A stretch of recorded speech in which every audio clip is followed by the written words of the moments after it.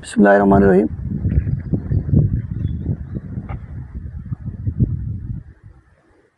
দেবদাস এবং পার্বতী। পার্বতী দেবদাসকে অত্যন্ত ভালোবাসত। দেবদাস মনে করেছিল দেবদাসকে ছাড়া পার্বতী বাঁচবে না। এটা কিন্তু তার মনের কথা।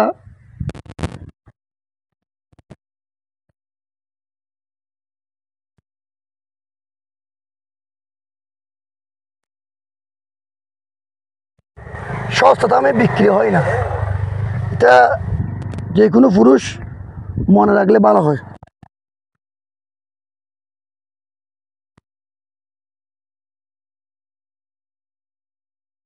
ভালোবেসে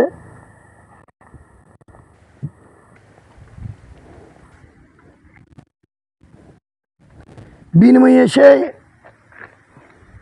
মানে অসম্মান জিনিসটা পেয়েছে দেবদাস থেকে।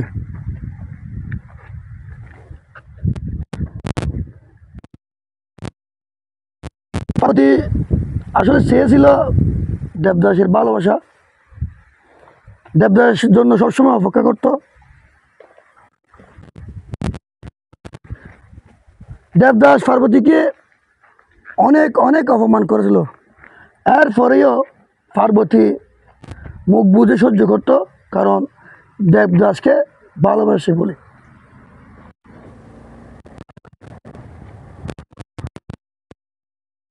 পার্বতী কিন্তু দেবদাসের হয়ে সারা জীবন থাকতে চেয়েছিল।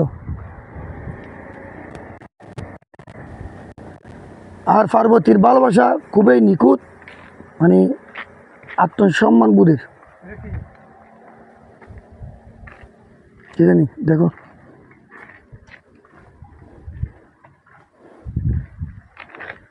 পার্বতী সমাজের লোকলজ্জা, আত্মসম্মান, অনেক অপমান সহ্য করেও মানে সমাজের মধ্যে দেবদাসকে কী করলো, ভালোবেসেছে এবং স্বীকৃতি দিয়েছিল।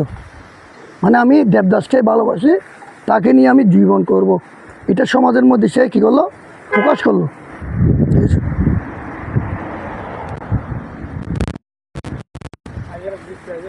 কিন্তু যখন দেবদাস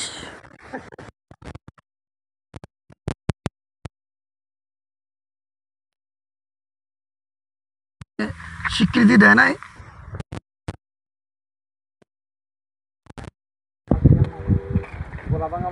তখন পার্বতী সিদ্ধান্ত নিল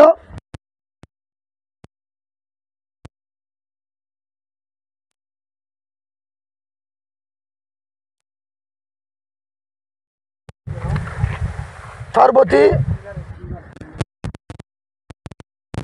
এমন এক লোককে মানে বিয়ে করেছে যেটা পার্বতীর চেয়ে 3 গুণ বয়স। অর্থাৎ পার্বতীর যখন বয়স 20 বছর, তখন ওই ভদ্রলোকের বয়স 50 বছর। ভদ্রলোকের 3টে সন্তানও ছিল। তো এখন আপনি বলবেন পার্বতী কেন ওই বৃদ্ধ ভদ্রলোককে বিবাহ করছে? নিশ্চয় কোনো টাকা পয়সার লোভে না।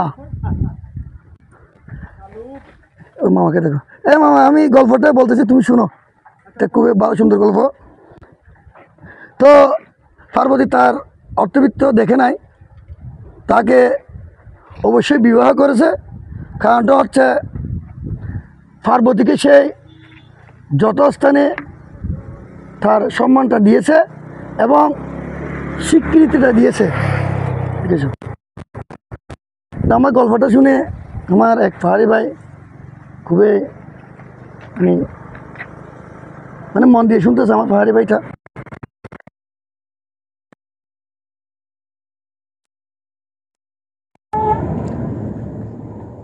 একদিন দেবদাস পার্বতীকে না পেয়ে পাগল ছিল, পাগল, খুবই পাগল। সেই দেবদাস পার্বতীর চৌকাঠে গিয়ে মৃত্যুবরণ করে। আমি ওই কথাটা বলতে চাচ্ছি, আত্মহংকার মানে পুরুষের যে আত্মহংকারটা আছে সেটা নারীরা মেনে নেয় না। নারীরা তার যথেষ্ট সম্মানটুকু পেতে চায় এবং স্বীকৃতিটা পেতে চায়। তো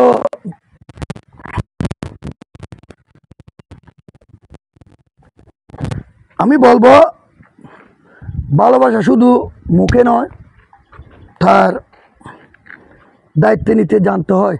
মানে ভালোবাসা মুখে বললে হবে না আমি তোমাকে ভালোবাসি, কিন্তু ভালোবাসার দায়িত্বটা অবশ্যই কী করতে হবে, নিতে হবে।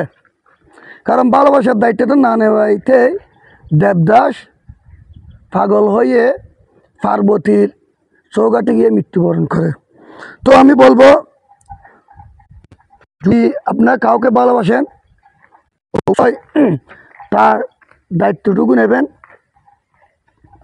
তা না হলে জীবনের সাথে ভালোবাসার সাথে কি থাকবে না, মিল থাকবে না।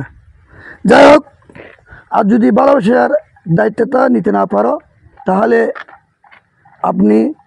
আপনারা এর সাথে জড়িত হবেন না। যাই হোক, আজকে আমি পার্বতী এবং দেবদাসের গল্প বলে এখানে শেষ করলাম। দেখি অন্য সময় অন্য একদিন আরেকটা গল্প নিয়ে আপনার সামনে হাজির হব। আসসালামু আলাইকুম।